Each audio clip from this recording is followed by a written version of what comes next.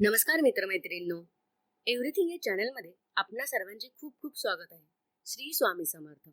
मित्रमैत्रिणींनो, आज आपण इंद्रायणी नदी याबद्दल माहिती पाहणार आहोत.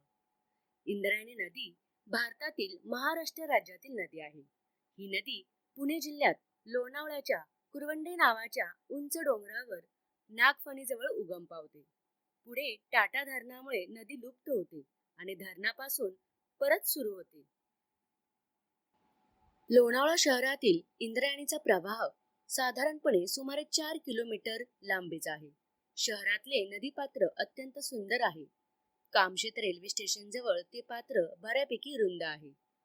आळंदी गावातून वाहत वाहत पुढे जाऊन इंद्रायणी नदी ही भीमा नदीला घेऊन तुळापूर गावाजवळ भीमा नदीस मिळते. कुंडलिका नदी ही इंद्रायणीची उपनदी आहे. त्यांचा संगम वडीवळे या गावाजवळ होतो. या संगमापासूनच इंद्रायणी नदी वाहती होते. वडीवळे धरण कुंडलिकावर आहे. कुंडलिका व इंद्रायणी यांच्या संगमावर शंकरांचे प्राचीन मंदिर आहे. शिवरात्रीला या मंदिरात भाविकांची खूप गर्दी होते. इंद्रायणीच्या वरच्या बाजूला धरणाजवळ कुबेरगंगा नावाची एक लहान नदी इंद्रायणीला मिळते. तेथे एक बेट झाले आहे. हेच सिद्ध बेट म्हणून प्रसिद्ध झाले आहे. रामझरा हा या इंद्रायणी नदीला मिळणारा मुख्य नाला आहे.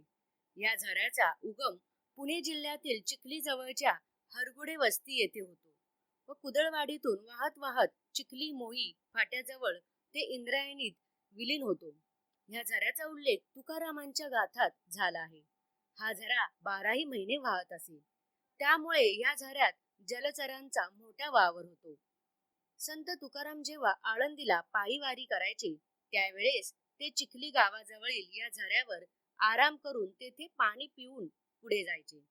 झऱ्याच्या दोन्ही बाजूला पोटा खराबा जमीन आहे. हळूहळू या झऱ्याला गटार गंगाचे स्वरूप आले. नानोली पारवडी या गावोगावच्या सांडपाण्यामुळे प्रदूषित झालेली इंद्रायणी नदी रामझऱ्यात सोडल्या जाणाऱ्या घातक रसायनामुळे आणखीनच प्रदूषित होत आहे.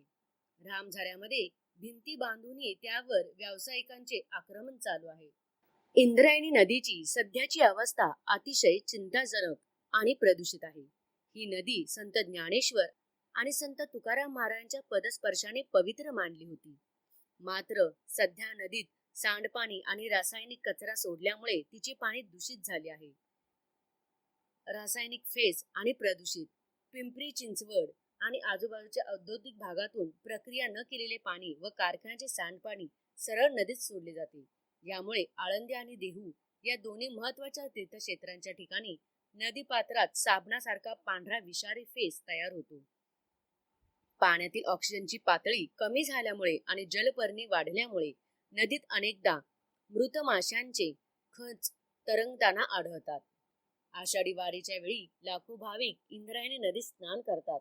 प्रदूषित पाण्यामुळे वारकरी भाविकांच्या आरोग्याला गंभीर धोका निर्माण झाला आहे. नमामि इंद्रायणी सारख्या कोट्यवधी रुपयाच्या योजना जाहीर झाल्या आहेत. प्रत्यक्ष कार्यवाहीच्या अभावी दरवर्षी वारीच्या तोंडावर अशीच भीषण परिस्थिती निर्माण होते. निसर्गाच्या कृपेने पावसाळ्यात नदीला पूर आल्यानंतर हा फेस आणि कचरा तात्पुरता वाहून जातो. मात्र वर्षभर हीच दयनीय अवस्था कायम असते. आपण मानवांनीच सर्व नियम पाळून नदी स्वच्छ ठेवली पाहिजे. नदीमध्ये पाण्याच्या बॉटल्स, कचरा, पिशवी, प्लॅस्टिक, कपडे, हार, फुले असं काहीही न टाकता ते सेपरेट बॅगेमध्ये घेऊन जावे. अशा वस्तू जर आपण टाकल्या नाहीत, आपण स्वतः जर आपल्या नदींची, चांगल्या ठिकाणांची, चांगल्या देवदेवस्थानांची काळजी घेतली तर अशी घाण का होईल? तर आपण सर्वांनीच इथून पुढे सर्व नद्यांची, मंदिरांची आणि आपल्या जुन्या इतिहासांची काळजी घेऊया. आणि इथून पुढे आपण पण करूया. जिथे कुठे आपण जाल तिथे कोणताही कचरा बाहेर फेकणार नाही. तर मित्रमैत्रिणी, तुम्ही सर्वांनी सुद्धा असा पण करा. तर आपण सगळेजण आपली मंदिरे, आपला जुना इतिहास, आपला निसर्ग आपण स्वच्छ ठेवू. तर मित्रमैत्रिणी, ही माहिती तुम्हाला कशी वाटली ही कमेंट करून मला नक्की कळवा. आणि अशीच विविध प्रकारचे व्हिडिओ पाहण्यासाठी आमच्या चॅनलला लाईक आणि सबस्क्राईब करा आणि बेल आयकॉनला प्रेस करा. धन्यवाद.